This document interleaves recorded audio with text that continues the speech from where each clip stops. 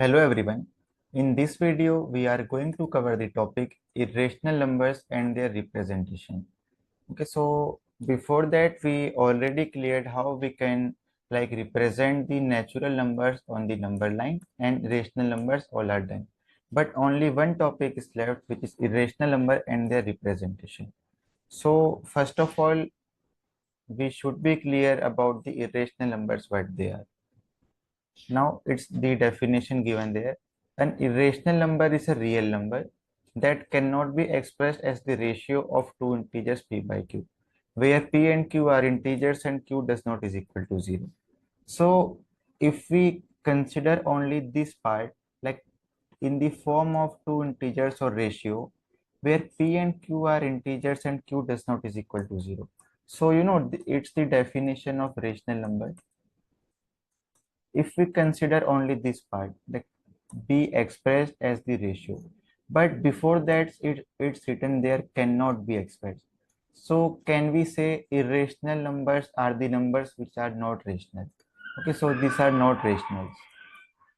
Now what we can do, it's there, they cannot be expressed as the form of p by q, which means suppose I have any irrational number, suppose let me represent this one by x. So there is no p and q from integers such that I can write x is equal to p by q. It's not possible, this should not be equal to. Okay, that's the case. Now there are some meanings there. They cannot be written in the fraction form. Yes, this is done. Now their decimal expansion is non-terminating and non-repeating. Okay, so their decimal expansion, like suppose I have 2.1412369, like there is a no pattern for such numbers. They keep going and they are random numbers. So it should be non-repeating and non-terminating. Suppose if I got 2.1111, then it is rational because 1 is repeating many times and we know we can write it at 2.1 bar. Okay, so that is rational and such type is irrational. Now examples are given there. The one of the irrational numbers is square root 2, which I can write this one square root 2, and pi it's equal to 3.14159 and something. Okay, it's non-repeating and non-terminating. Now there is one more e, it's the 2.71828 and like that. So basically any number in the square root, like okay, let me write there, any number in the square root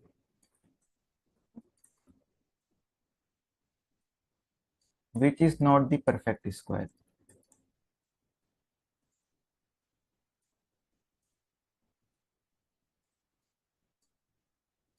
is irrational number.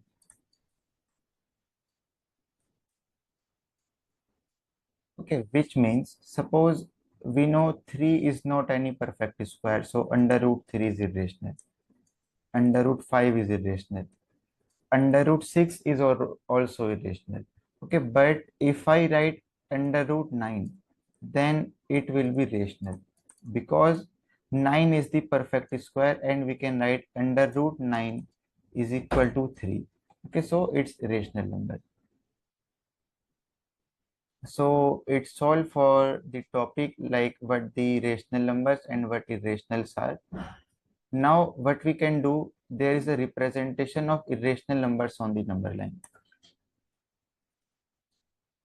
So it's written there, since irrational numbers are real numbers. Yes, we have done, it's already given in the definition.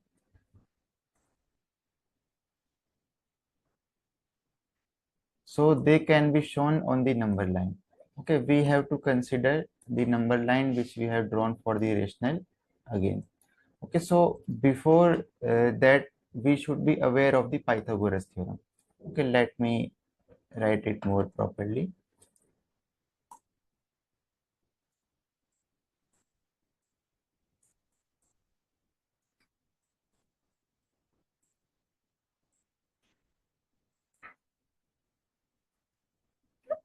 So what Pythagoras theorem says, in right angle triangle.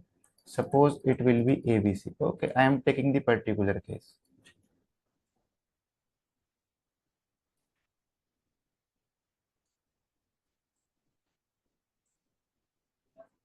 Which means this angle is equal to 90 degree. So according to Pythagoras theorem, we have AC square, which is hypotenuse, is equal to base square, which is BC square plus AB square. Okay, that's the statement of the Pythagoras theorem, that hypotenuse square is equal to base square plus height square. Okay, so we will use this to construct the uh, irrational numbers on the number line. Now, since irrational numbers are real, they can be shown on the number line. Yes. The most common method is using the Pythagoras theorem to construct them. Example, representing square root 2 on the number line, which means I have to represent square root 2. So there are the steps which are given. Using them, we will represent under root 2 in the number line. Okay, first of all, draw a line and mark a unit length, say OA is equal to 1, which means, let me draw a line. This one is O. So I am marking at their A such that OA is equal to 1. Okay, this length. After that, at a point A, draw a perpendicular and mark length 1. So I have to make perpendicular at A. This angle is 90 degree. Now there I have to mark a point B such that AB is equal to again 1 centimeter. Now join OB. If we join OB, now using Pythagoras theorem, what we can find, hypotenuse square, which is OB, is equal to OA square plus AB square. Now OB square is equal to OA square, which is 1 plus 1 is equal to 2. Now we have OB square is equal to 2, which means OB is equal to under root 2. So we can say this length is equal to under root. Okay, this one. Now what we can do, if we take O as the center, this one, and OB as the radius, this one, draw an arc, okay, like that. To cut the number line, the intersection point represent square root 2. So first of all, we will draw an arc there.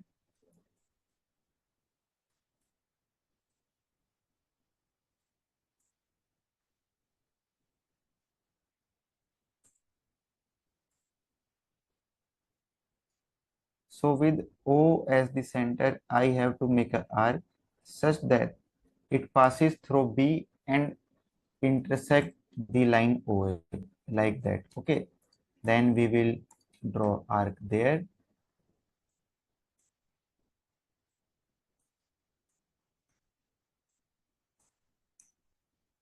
Now it's intersecting at this point. So I have to mark this one. Suppose it's C. Okay, so it will be under root 2 on the number line. Okay, that's the way we can do. So if we have to draw any irrational number on the number line, there is the basic idea. What we can do, we have to make a straight line and mark at the, like suppose this any length, we have to consider this one is the right angle triangle, and after that the hypotenuse should be the required irrational number. Okay, and if it is required irrational number, then we can construct the arc like that, with making this as a circle or arc. Then this one is the representation of our required irrational number. Okay, we can do that. So that's all for this video, and we have covered how we can represent the irrational number on the number line. So keep practicing, and if you have any doubt, then feel free to ask me through my Urban Pro profile.